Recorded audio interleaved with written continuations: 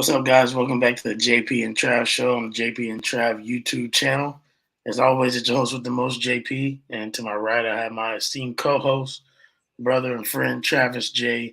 Davison. Travis, how you feeling, man? Man, I'm good. Run Rule win to open up the Women's College World Series 9-1.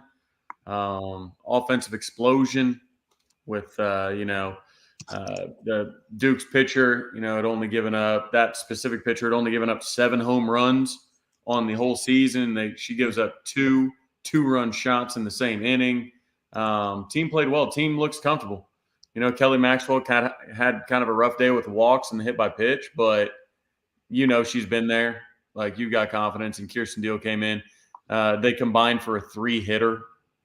3-hitter in 6 innings is going to get the job done more often than not if you can ease up on some of the free passes. So, we got obviously a lot to talk about, so I'm good. We got, release times of our first 4 games.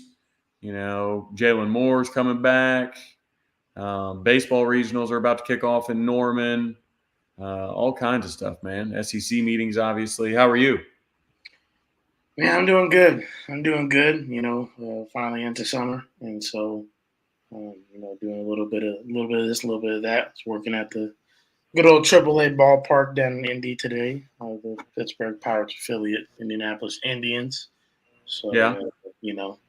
Just hanging out there for a little bit and made it back just in time for the pod. So, it's a great day to be a Sooner, like you said. Softball team looks dominant, dominant as they did as they really have all year. I know some people are saying, "Oh, the pitching wasn't the best because they gave up some walks." I hear that, but I mean, one earned run. Kept a decent Duke lineup, from doing too much. And obviously Jada Coleman had a lot to say about that with that that diving catch in center field. That was just, I mean, she's just amazing. She always seems to make crazy plays like that. But looking forward to this weekend and lots of great college softball. Obviously, I know we have some things to talk about football wise, like a lot of our early game times came out, and OU Texas came out. Not a lot of 11 a.m. kicks to Sooner fans' delight. So, yeah. Yeah, it's interesting you bring up the 11 a.m. kicks. We will have 11 a.m. kicks. There's no doubt about it. But OU Texas moving to 2:30, which, I like an 11 a.m. OU Texas kick. That's just fine. Getting to the State Fair in the morning and kind of be done with everything, before dinner. And if it's a good day, you have a celebratory dinner. If it's not a good day, then you might go to bed. But so I think having all your non-con, be non-11 a.m., I think it's cool. I mean, we're going to get probably, depending on the TV stuff, Maine's probably at 11. South Carolina might be at 11. Mizzou might be at 11. Like, there are going to be some 11 a.m. kicks. It just is what it is. Yeah. But usually your schedule is like the primetime window for SEC is 2:30. Everybody understands that. The primetime window for the Big 12 was 11 o'clock, where they didn't have to compete with anybody else because nobody else wanted that time slot. So that's why they started doing big noon kickoff. So games that they needed, like when OU was playing well and they were going to draw a lot of eyeballs, we just got put into that 11 a.m. slot. And so we had a lot of those games. Now, the SEC isn't reliant, or ESPN isn't reliant on Oklahoma to bring eyeballs. They've got a whole conference full of teams that are going to bring eyeballs. So, it's kind of nice. There will be times that people miss the accessibility to the 11 a.m. because the ratings simply won't be as high on some weeks than they would have been if we would have been big noon kickoff. But, man, it's going to be nice, especially for somebody who does radio. Man, that pregame starts early, especially on the road, man. Like when you start radio on a Saturday at 8 a.m., that's tough, man. It's tough. But even like OU Texas being 2:30, I'm excited about that start because I think a lot of people will come down from Norman that day, which will make the night before a little less fun. But I think a lot of people will just say, hey, it's a 2-hour drive. We could leave at,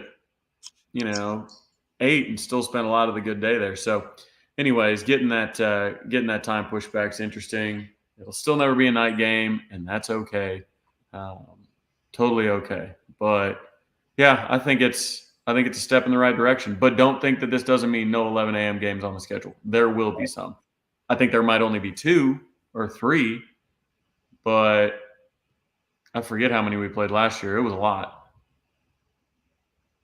Yeah.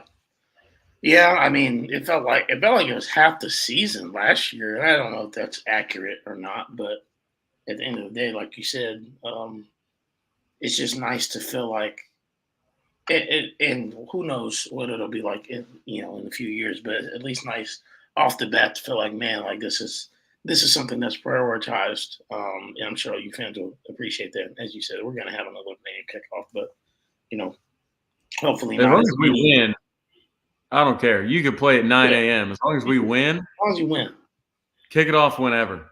Yeah, that's We the are having a 6:45 kick,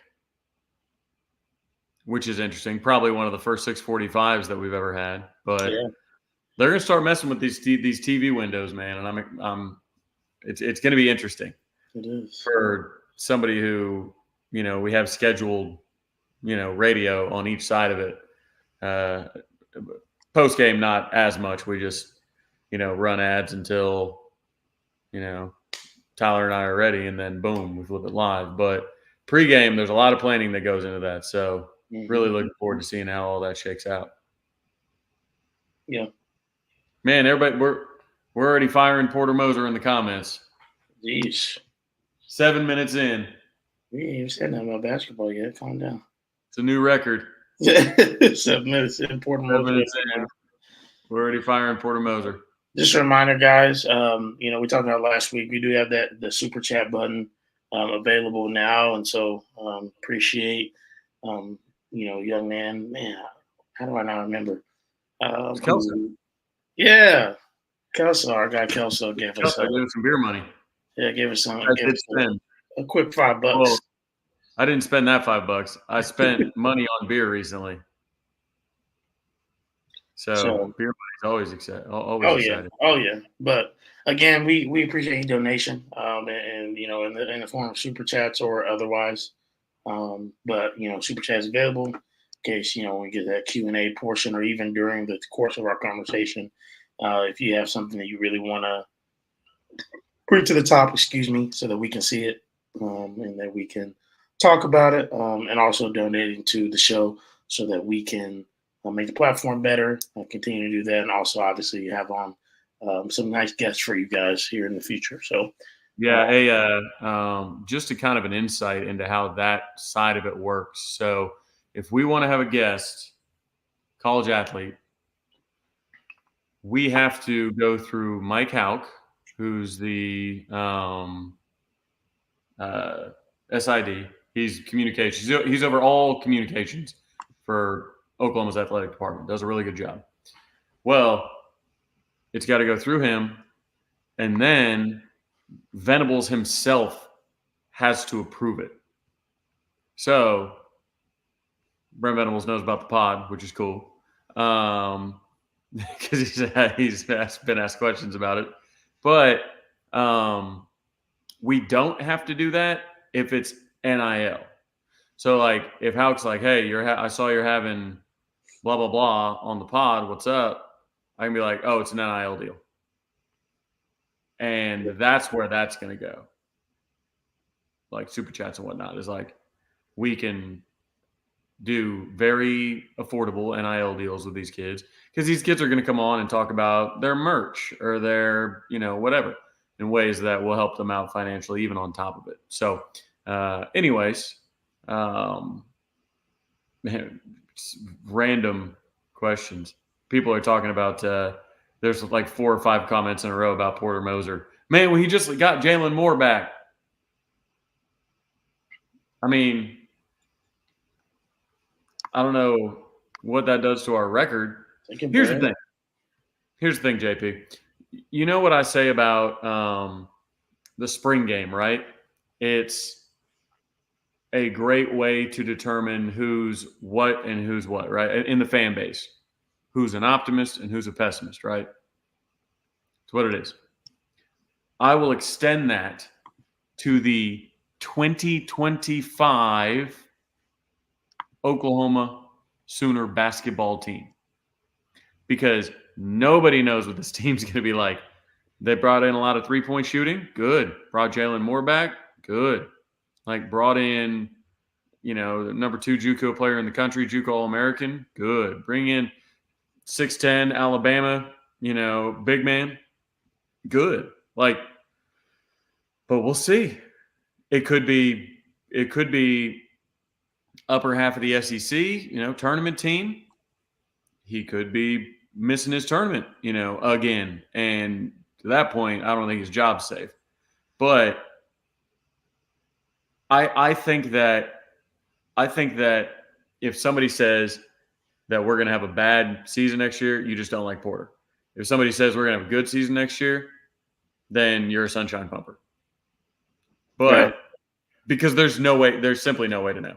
You've replaced basically your entire starting, like, big time contributors outside of Godwin and Jalen Moore. Replaced all them. Replaced your primary ball handler and your secondary ball handler. You got Dayton Forsythe coming in. You got cool attack coming in. Who knows? Maybe Dayton Forsythe's game translates, and we're talking about, that we got to do everything we can to keep Dayton Forsythe next year. Which, an Oklahoma kid, you would think that would be easier. But, anyways, it's if you're an optimist or you're a pessimist, it'll show when talking about OU men's basketball. I have a feeling guys like Sean and Jimmy and definitely Sooner Cowboys might lean in the direction that they don't think we're going to be very good, because I don't think they have any of the hats that Tyler and I saw at the Jimmy that say, "In Porter we trust." They sell those hats at the Jimmy, and I was like, "Ooh, I don't know how many they're selling." I like Porter. I like Porter a lot. It's just he hasn't been making the tournament, and he knows that's the standard. Yeah, he knows that. Nobody's telling Porter anything he doesn't know. Yep. Sooner Cowboys putting a sunshine pumping hat on. Wow, I didn't even know who that hat was. That's a new I like thing. That. He's softening up in the summer. I like it. Appreciate you, Sooner Cowboys. I like it. Yeah. Yeah. So, Trav, let's talk a little bit about these SEC meetings that's been going on. Yeah, man. Isn't it weird? Isn't it weird to see Joe C. and Chris Conte all buddied up on the same set? Yes. Like, we have to understand it's going to be like OU and Texas are already paired at the hip, right? Conjoined at the hip. Well, like, we're going to be seen as buddies because it's old SEC versus new SEC. I know a lot of teams in the old SEC, like A&M and Mizzou, like, they're not really old SEC teams. Then you have, like, Arkansas that was in this Southwest Conference with Texas and with A&M. Like, I get it. There aren't as many, like, legacy SEC schools as a lot of people are acting like there are. But, like, we're going to be lumped in together with Texas. It's not too dissimilar to Trae Young always being compared to Luka because they were traded for each other on draft night. Case and Wallace will always be compared to Derek Lively because they were traded on draft night. Like, OU and Texas entering this league together, they're just going to be seen as buddies that are coming in to try and upset the apple cart, if you will. Seems like, Missouri and Ole Miss and Mississippi State's had a couple good years in there. Florida's down, like the Tennessees of the world. Like those ones that have kind of been living in the middle. They haven't won the SEC. but they've come close a couple times, so they think that gives them some rights to it.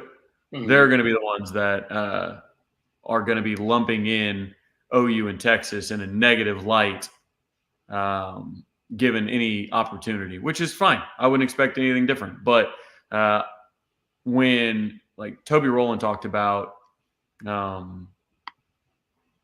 like Josh Pay, like when Josh Pay talked about how good the Red River Shootout is and how it's the best rival. It doesn't take a backseat to any rivalry, blah blah blah. And all these like Tennessee fans are like, oh, come on, like Tennessee and Alabama's better, or the Iron Bowl's better, or the Cocktail Party's better, or the Egg Bowl's better. Somebody was trying to argue. What? Like, right. Because they were like, what did they say? They're like, OU and Texas, like that's like entertainment. There's no hate like Mississippi and Mississippi State. I'm like, whatever. Stop it. The game has never mattered. One line, big dog. Stop it, Egg Bowl. So like, it's cool. Like, but the thing is, the way Toby put it, I'm paraphrasing it. I'm not going to deliver it as well as the literal voice of the Sooners can. Mm-hmm. But he's like, SEC fans need to realize, like, they didn't add West Virginia and TCU like that. We're just going to come in and say, hey guys, we're thrilled to be here. Thank you so much for having us. Like, they're bringing in two very proud, successful athletic departments that are right up there in the history of the sport of college football, above 90% of the SEC. Yep.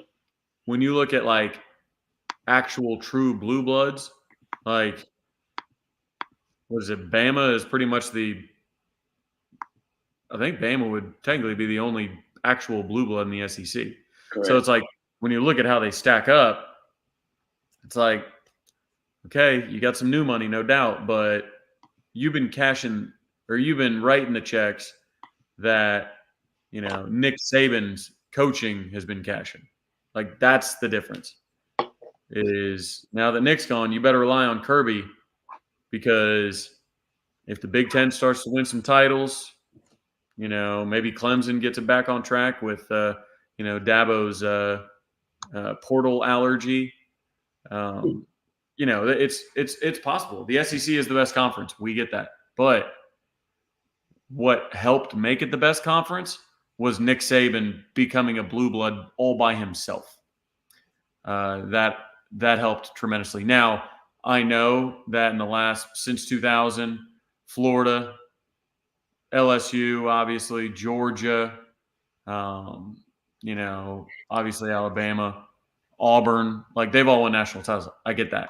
But I don't think the SEC is seen as what the SEC is today if Alabama doesn't go on that quite literally historic greatest college football run maybe ever under a single coach. So I don't know. I think SEC fans are going to have to warm up to the fact that OU and Texas have been about that action. Yeah. Yeah, indeed. And it's a thing. We got trophy cases to back it up. That's the difference. Yeah. And like the baseball play today, like SEC Unfiltered, who they do a great job. They put out, since college baseball's starting their postseason, or at least the regional side of it, it's like all the teams that are like out of all 16 teams, when's the last time they won a national title in baseball? And like OU and Texas are both in the top half of that graphic. The teams at the bottom of that bracket, like, have never won one. Tennessee, who talks mad shit. Yeah. Arkansas, who talks about the same. Like A&M.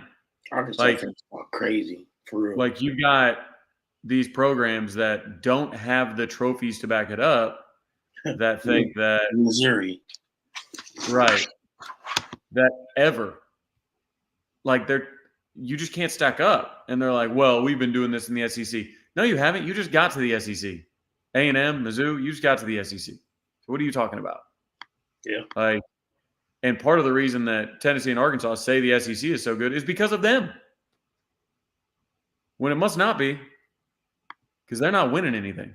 Nothing. So, like, when we deal with these SEC teams that chant SEC the loudest, it is always the ones that are being carried by Saban, by Urban Meyer, by Kirby Smart, by these teams.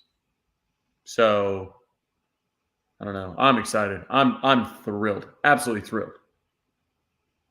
Yeah, to start matching up with some of these. it's exciting because it's finally like you've heard this talk over the years, right? And now it's put up or shut up time. Period. And Right. this is what I was talking about earlier. In the video that I set out before, the pod tonight was I just me and Trav does, y'all do, like I'll get into it with some delusional fans. I will, and I ain't been on Twitter as active as I usually am or have been, and I just heard and seen too much stuff from these Missouri fans. You want to say mid-zoo, mid-poo, whatever. It's insane the amount of talking that's coming from a program that is just I would go off on Texas fans, and they at least have a national championship. They got 4. They at least have some Heismans. They at least have people that man, you can look at their program over time and say, man, that at least at one point was a legit program. Missouri, like Chase Daniel, is that what we're talking about? Is that what y'all want to hang your hat on? The number 1 season in 2000, what was it, 2007, 2008? Like, is that what you're hanging your hat on? And you got Winery Williams over us? Is that what you're hanging your hat on? You think Drinkowitz is the guy? The guy you were just about to fire him, big dog. Like y'all ready to hang your hat on him? And it's just crazy the amount of delusional. And I know that a lot of them are trolls. I'm not even talking about the trolls, but just like genuine fans that have said some crazy stuff. And like, well, now you're gonna come to the SEC and it's not sweet over here. It wasn't sweet in the Big 12 for y'all. Y'all didn't even win a Big 12 championship. They put on their didn't they put on their stadium that they won a division title in the Big 12 when that doesn't even exist? That doesn't exist. North Division champs. That doesn't exist. Yeah, you won the North, but that winning the North gave you the opportunity to come get your ass kicked by OU. Yeah. Or Texas, depending on the year, I guess. But no, my thing with Missouri, especially on social media, is I talk with Maggie a lot about this. Maggie, yep, friend of mine, friend of yours. Like she's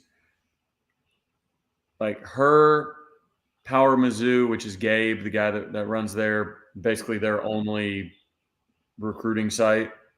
Like there's like their equivalent is, the Parkers, the Brandons, the Eddies, the, whatever, right? Like people that are involved in media have social media followings. Well, OU Twitter has like 800,000. Like Oklahoma football on Twitter has like 800,000 followers. Yep. Missouri has 171,000 followers. When you do like a pie chart of like the breakdown between like OU media or like college football media, everyday regular fans, and then trolls, like OU has a ton of trolls, but it's because they have 800,000 people following the football team. Yeah. Like you're going to have a bunch of them for sure.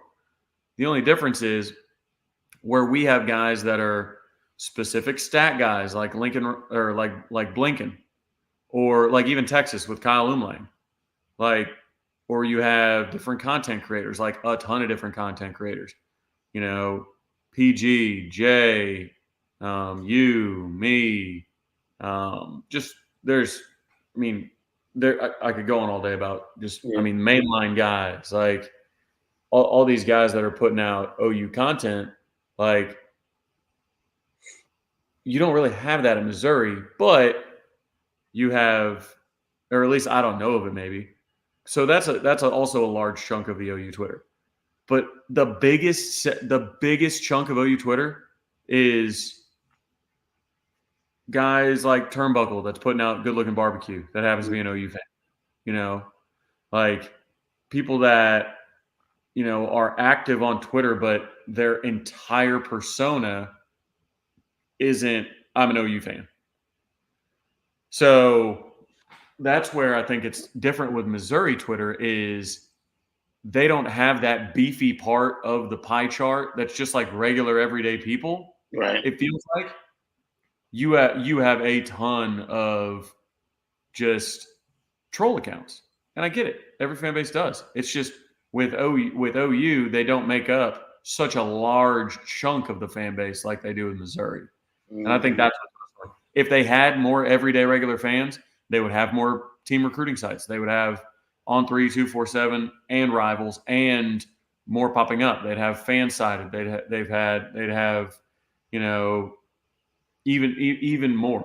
Sports Illustrated popping up, like Sports Nation stuff. Like you would have all that. You would have a specific Mizzou football, Mizzou athletics radio station, third-party radio station that can be sustained by just talking about Mizzou sports year-round, and that's it.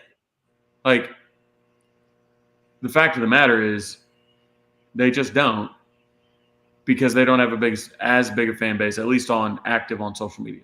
Again, love the Maggies of the world, love the Gabes of the world, but when I can only name a couple of people that I take seriously on that app, like really seriously, like when they talk, I know they're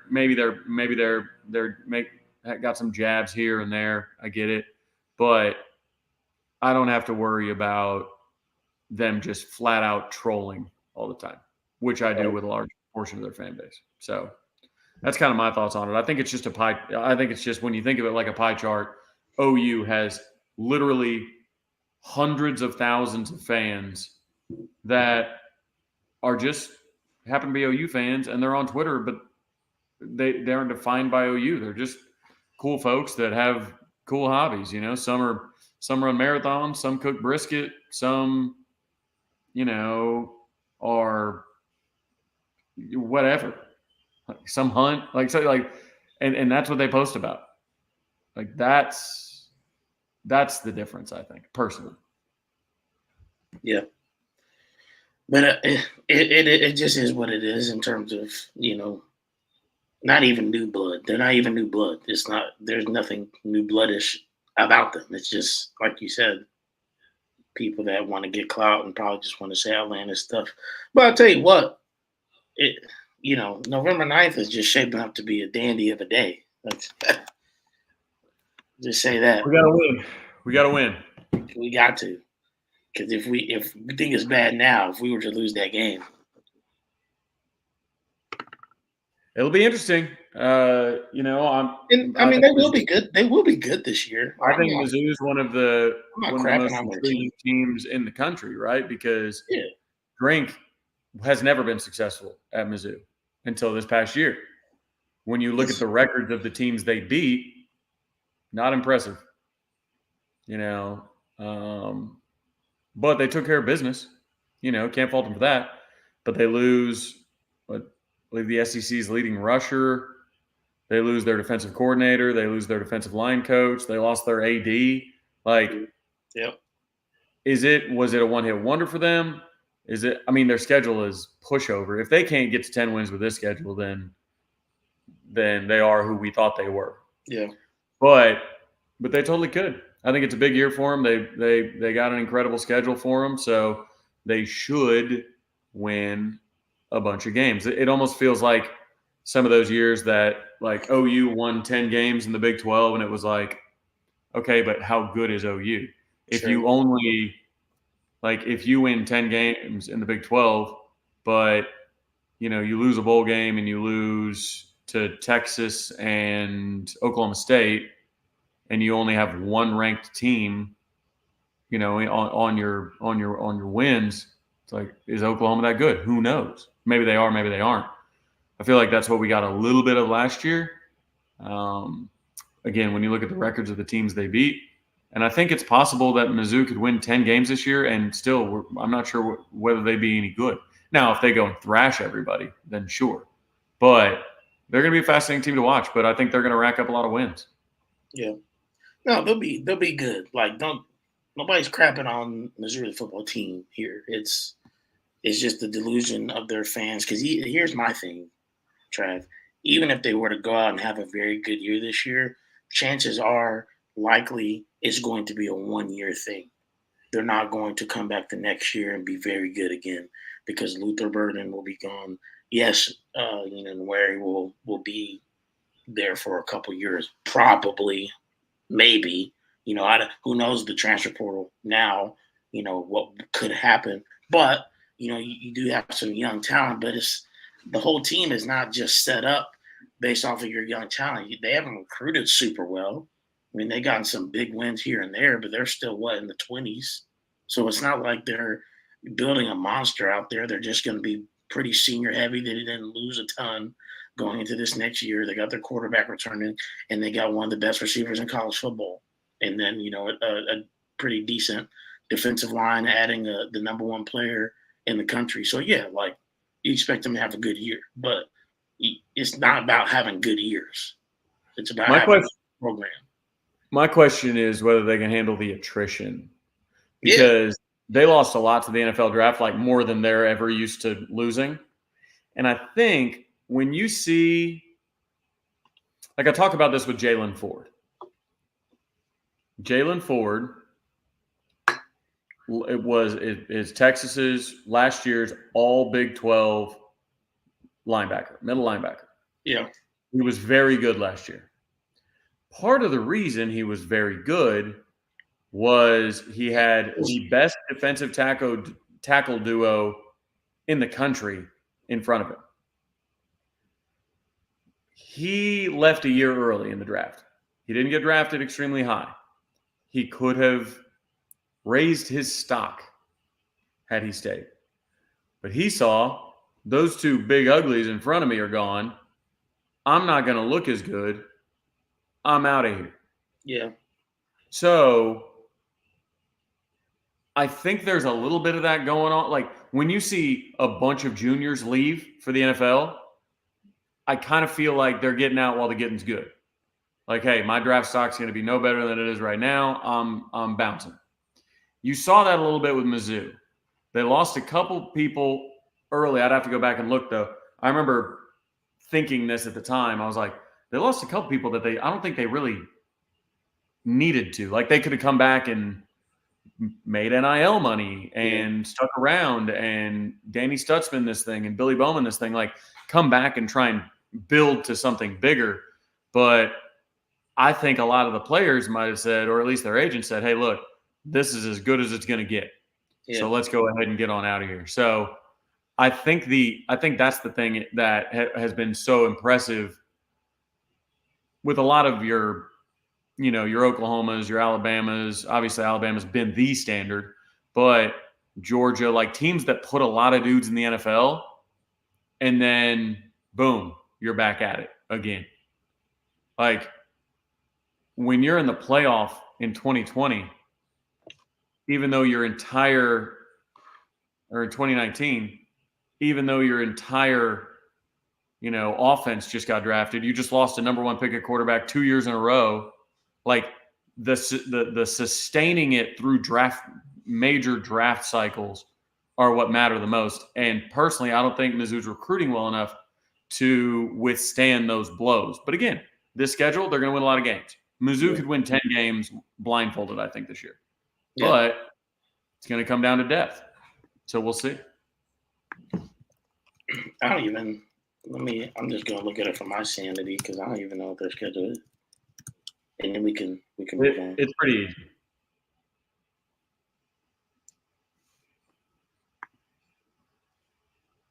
It's pretty light. Yeah. Yes. Let's see. Murray State, Buffalo, Boston College, Vandy, A&M, UMass, Auburn, Bama, us, South Carolina, Mississippi State, and Arkansas. Yeah, that's. I mean, their toughest games are us and Alabama. Yeah, which is tough. You're not going to have an absolute cakewalk, but yeah, I mean, it's still for an SEC schedule. It's very light. Yeah, yeah, indeed. Trav, let's talk about OU baseball. Let's Hosting a do it. regional. You excited? I'm getting a little hungry, I see. and I've got the righteous felon to pick me up. It is the flavor that made me fall in love with righteous felon. It is the Soul Survivor. This one is delicious, Korean barbecue inspired. You know, it's got all the goods, only 170 calories, per package, 20 grams of protein. Um, just good stuff. So I'm going to bust this open and we are going to eat while we talk about OU baseball. Yeah. It's just so good. I mean, look at that. That's your favorite one too, ain't it? Soul Survivor. That's what made me fall in love with it. Yeah. Oh, appreciate that. Look at that. Little $2 Chuck. Yeah, $2 Chubb. Appreciate that. I Chaos like plays. Shout out play BT. Shout out, brother. Yes, sir. Appreciate that. Yeah. I gotta follow this guy back on Twitter. Hey, OU baseball hosting. There we go. What their first regional? How long? Since what, 2010? I think the last time they had it. Excuse me, something like that. Yeah, definitely. So yeah, because Arkansas came out of that regional. Arkansas came out of our regional last time, and they were on fire. Now we talked about this a little bit last week, Trav, and nobody was getting mad about it, but we talked about the piece of when Josie caught out certain people, online, and we talked about baseball, and I gave my perspective as an AD. Listen, if anything, y'all need to, I think, shut a lot of people up and just, if anything, prove whoever wrong. Like, show that you support the baseball team. Show up. Period. End of story. Make one of the coaches of these other teams in the regional so salty that they sound like Mike White. That's your goal. Because all that dude does is complain, bro. Bruh, gotta stick up his butt for real. Cause he's the Luka Doncic of softball. Yeah, at least Luka can kind of back it up, though. I don't know. All right. I mean, Mike White's got the #1 ranked team in the country right now. Fair for sure. But I mean, I think OU should be #1. But I understand that they beat us. I understand they beat us head to head theoretically, but I thought we could have been #1 based on beating them last. Correct. Which ties the season series. And we outscored them. We had more wins. We had more wins overall, but I get it. It's not much of a seeding advantage. I'll tell you what. They got the worst side of the bracket. So they got Kennedy and Kofoil over there and a hot Florida team. But yeah, with baseball, man, Oral Roberts was just at Omaha last year. I mean, with Duke, everybody is picking Duke to win the regional. Everybody. Like, if you don't have an OU or Big 12 affiliation, you are picking Duke to win. Yeah. And I've got a theory. It could be a conspiracy theory. Okay. I'm not sure if it's full-blown conspiracy, though. When you look at the 4 men's programs that fell short this year. Men's golf, the top 8 teams get to go to the next stage of the national championship, which is match play, which they fared very well with. Yeah. They finish 9th. College football, they were above the line to get a New Year's Six Bowl. The committee doesn't think so. The committee does not give us a New Year's Six Bowl. Basketball, we are the first team out. I mean, historical bad luck. Now, baseball, a top 8 seed is what you want, so you can host Supers too. We end with the number 9 seed. Georgia jumps up to 7 when I think OU was more deserving. So that's 4 men's sports, 3 of which were decided by a committee. I think that OU these last 2 years have been a team with no country. Being a team with no country makes it very difficult in committee settings because the SEC is not going to go to bat for you. And the Big 12 is no longer going to bat for you. Kansas State's AD was on the baseball committee. They don't like OU at all. Kansas State specifically doesn't. Kansas State baseball specifically doesn't. Yeah. When you look at college basketball, who's pounding the table for Oklahoma in that scenario? You know, when you look at college football, you aren't yet to the SEC to get that support from the conference because the conference wants to support you because if you win, they make more money. But the Big 12, their teams don't want you winning it on the way out because it makes them look even more reliant on you. So in my mind, I don't think it's any coincidence that the 3 men's programs that finished basically 1 spot out that were ruled by a committee, I think it's that OU has no flag right now. I think once they get into the SEC, you start to see that kind of stuff change. Is that tinfoil, or what do you think? Or is that believable enough to maybe be like wax paper hat instead of tinfoil hat?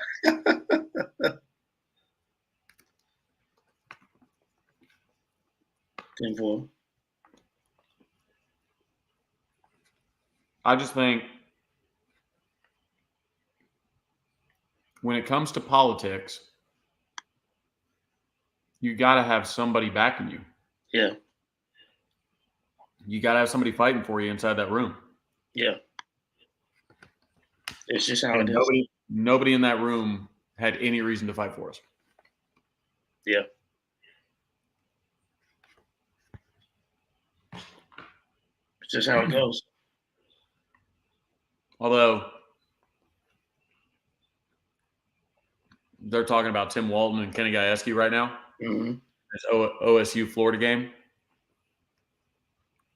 They were teammates at OU playing baseball together.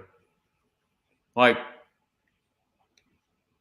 I wish people would stop questioning whether softball runs through Oklahoma City.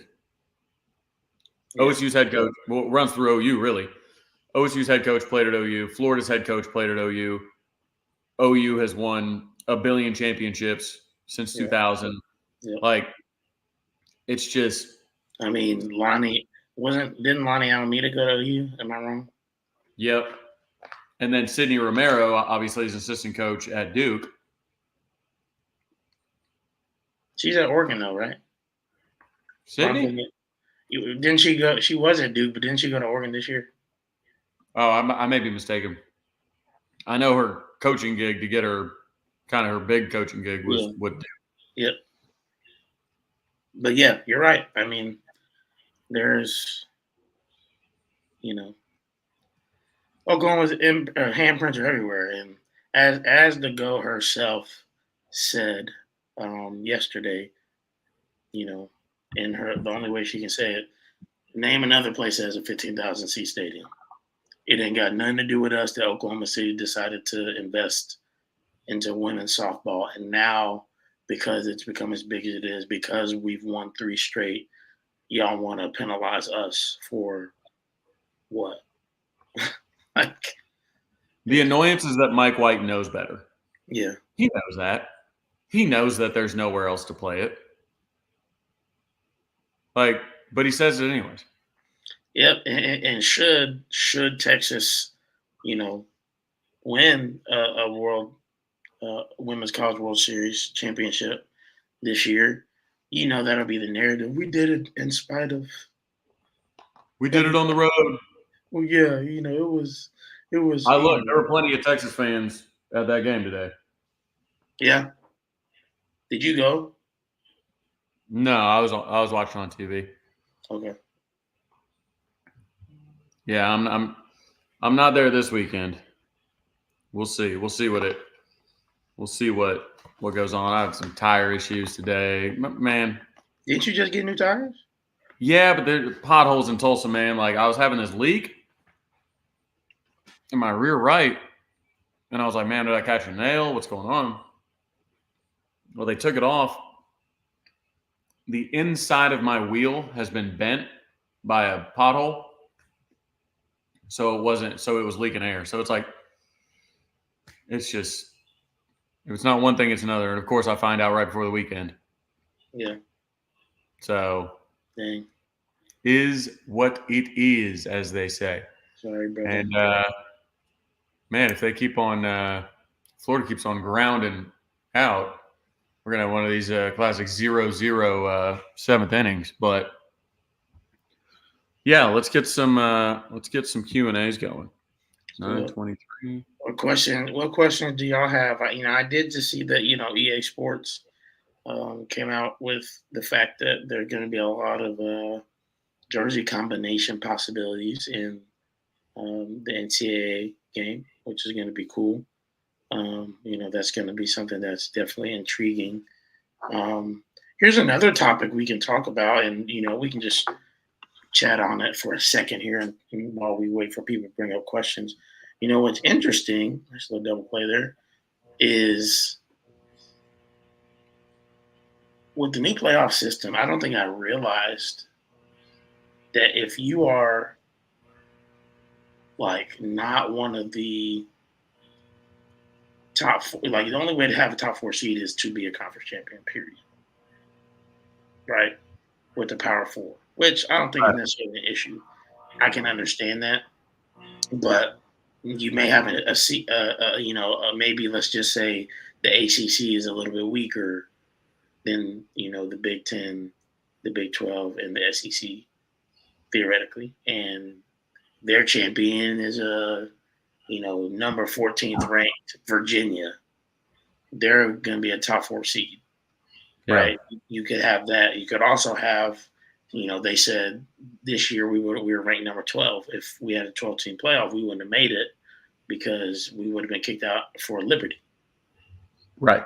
And Liberty would have fallen to that 12th seed, which I think I have less of an issue necessarily with that than I do. I think the top 4 seed issue, because at the end of the day, when you're talking about being the 12th seed like this, just put yourself in a better position, in my opinion.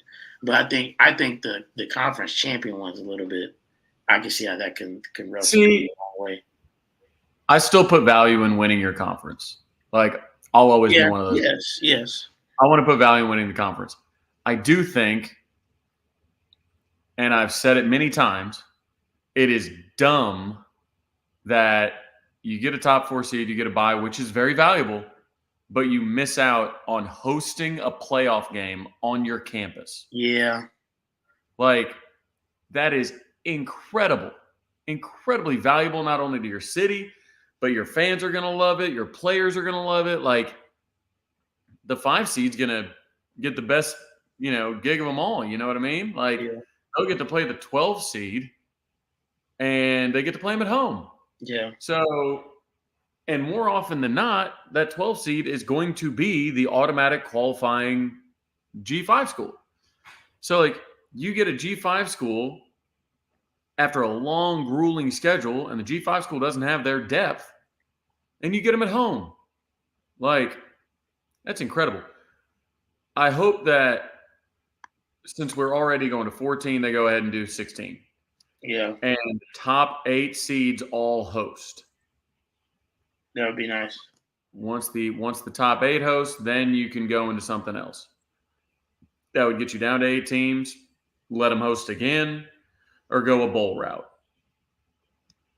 Like, but just the buys, I don't know. The buys are weird because it could be argued that 5 has a better draw than 1 through 4, even though everybody should want to buy for competitive reasons.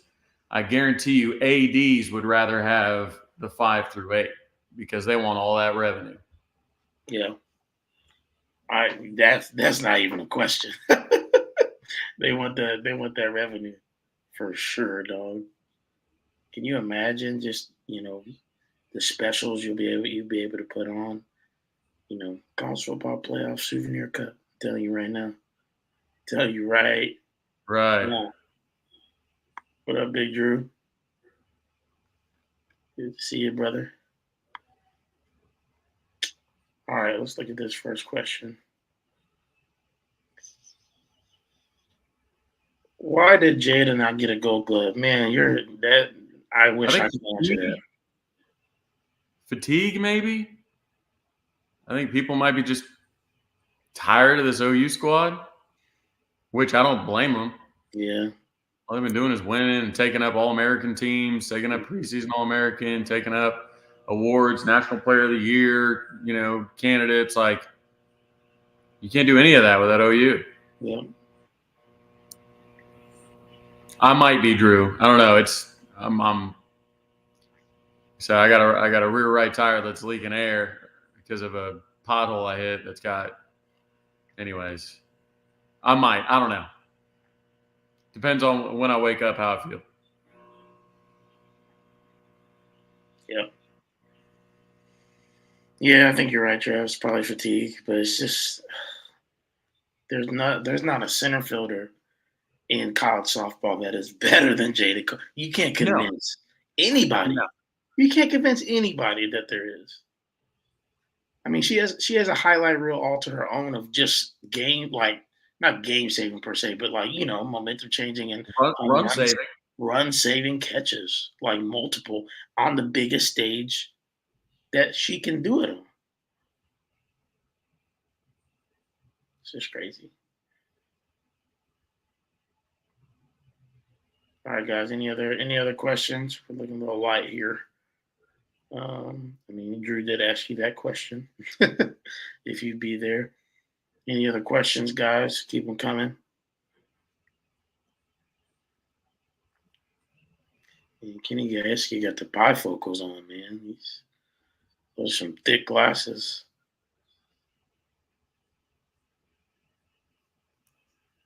Yeah. Speaking of glasses, earlier there was a question. I think it was Gunny talked about bringing in rec specs to start against Oral Roberts. Kyson Witherspoon, he's got the juice. It'll just come to whether or not he's giving up free passes. He tends to walk people occasionally at a little bit too high of a rate, but I'm starting to get a little annoyed with I don't know, maybe babying of Kyson Witherspoon. I don't know. Like, I'm getting really annoyed by people who are treating Braden Davis like he's like Clayton Kershaw, and everybody else is just a bunch of bums. Right. And I think that's what my annoyance in the process has been. I'm good with either way. You throw Kyson, who's your Saturday night starter, you throw him against Oral Roberts, or you throw Braden, who's your Friday starter, against him. Like, I don't understand why people are like, well, if we throw Kyson, not going to lose, or we're going to lose. You can go ahead and lock that up because I don't know. I think they're both good pitchers. I think Kyson played his way into the starting role on Saturday, played his way into the weekend rotation. Yeah. And I think some of the conversation around him has been very odd. Like, this kid wasn't a starter to start the year, played his way into the rotation, has been playing well, and now I don't know if the fan base watches too much softball or something, where it's like, Yeah. hey, just go throw Jordy Ball every game, go throw Braden Davis every game. Like, I don't know. Kyson and Malachi both will, I don't know. My money's on them both to be in the weekend rotation next year, weekend starters. So, like, I don't know. Maybe I'm just annoyed by just people that haven't watched games all year. Yeah. But that would be nothing new. What's y'all hot take for the 24 season? Another $2 cut from Chaos Plays. He's got the old Twitch stream going on. Check him out. Hot take for the 24 football season. All right, let's see. Is this? Let's do an OU specific one and a national one. Go ahead with yours. Okay. My OU specific one is that OU will make the SEC championship game. Wow, that's hot. It's hot. It's scolding. But if I'm gonna have a hot take, Chaos streams on Kick. That's my bad. Chaos streams on Kick. Sorry about that. SEC makes the SEC championship game. Wow. First year out the gate. And that's a hot take. A lot would have to go right. That's scorching. Yeah. I mean, I like it. That's scorching, though. I will say my hot take for the 2024 OU season is that tight end production from a yardage standpoint triples from a year ago. Let's go to the numbers. Do we even have did Austin even get 300 yards?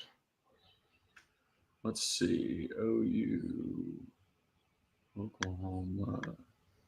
9.25 on the hot take. Yeah, that's right. Josh Pate, friend of the show. Okay, so a year ago, receiving, Austin Stogner had 196 yards. Blake Smith had 30 yards. That's insane. Cade McIntyre had 26 yards. We really didn't use the tight ends at all. Nope. And everybody wonders why Nate Roberts and Deshaun Brame and Lincoln Cure and all these guys don't want to come play tight end here.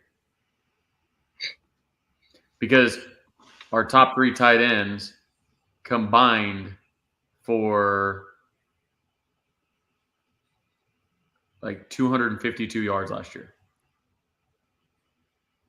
252 yards. So my prediction is that the tight end production triples in yards. And that's not getting you a Mackey Award winner or anything like that. Like that's just a good season from the tight ends. So that's my OU one. So now do your national one.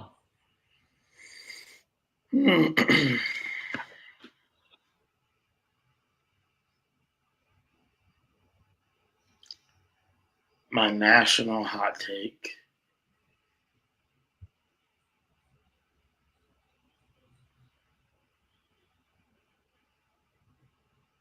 So basically any take about any team not named OU. Right, I'm thinking.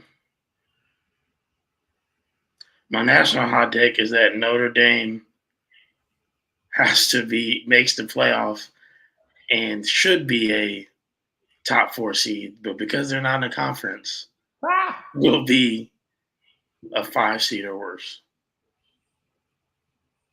or a 5 seed, I guess. That's my hot take. All right. I think Notre Dame has a chance to do that this year.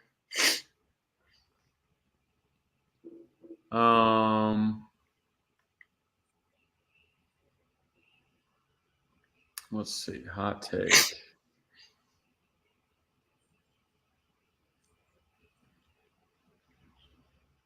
My hot take is that Shedeur Sanders falls to the second round. That's a good one. People have said he would have been him and Caleb alone at the top of the draft. He would have been a first-round pick this year if he decided to come out. Now, whether that's due to play, whether that's due to injury, I don't know what, but whether that's them not wanting to deal with his dad. See, Les, I think Ohio State is in their let's make sure Ryan Day's the guy year. They spent like madmen bringing back a lot of players that were SEC bound. Or that were, sorry, NFL bound. I get the two confused these days. But they brought a lot of players that were NFL bound back. They go and get Quinshon Judkins to add to, I mean, now it's the best running back duo in the country. Quarterback, kind of still some questions, really. Not that it's going to be bad, maybe, but I think there are questions. I think they're going to be salty on defense. You know, you bring in a guy like Jeremiah Smith. He's already getting comparisons to how Marvin Harrison Jr. came in. Mm-hmm. He's going to start as a true freshman. You get Caleb Downs from Alabama. I think they are basically saying, okay, we're going to put all the money into the team. And if Ryan Day can't win with this team, then Ryan Day is not the guy. Mm. This is their pressure test for Ryan Day.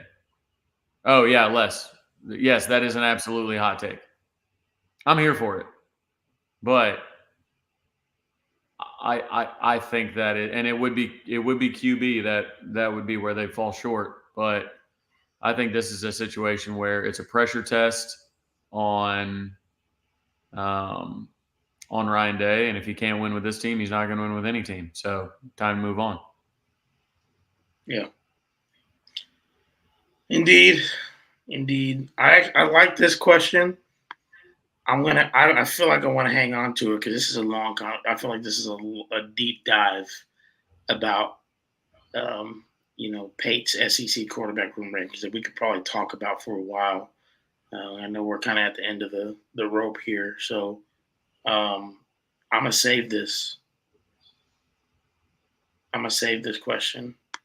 Okay. And make sure we come back to it next week, actually. Can you do that? I'm just gonna take it in my head and write it down so that we talk about it next week. But guys, we appreciate y'all coming out. Anything else, Trav, you got for people? Man, I don't think so. If you're in the area, even if you're not in the area, get to the area, go to the baseball games, support them. They feed off that for sure. This is a big moment for that program. As they continue to want a stadium built, or at least the renovations done, they're also doing like $30 all-session passes for the berms, and they've set up tents. Bring your own beer. You can bring coolers. You can bring grills. You can bring couches. You can do whatever. Bring it all out there. They're going to start doing that for the SEC as well. So this is kind of a dry run. Well, not a dry run, but a run with postseason on the line. So I think go out there, hang out at the berm. And yeah, that's it. Okay. All right, guys. Well, we appreciate it. Gunny, ha. No, we love Topher, you. we'll line up a this or that for next week. I promise. We will. It's been a minute since we've done this or that. Time to bring it back. Topher, thanks for the reminder. We'll bring it back next week. Like Trash said, we'll do it. Maybe we'll get some opinions from the fans on what prompt we should do. But all right, well, we love y'all. Appreciate y'all. Thanks for the super chats, Chaos Plays, and y'all have a great weekend. Hopefully, by this time next week, we'll be talking about OU softball being 4-time national champions potentially. That would At least be, getting close. or at least getting close. Yeah. Would it start next Thursday, like the championship game? I think it's Thursday, Friday, Saturday. Okay. So maybe we'll be talking about them going for it, which would be amazing in and of itself. But watch the girls this weekend. Support the baseball team at the regional, and we'll see y'all next week. Yep.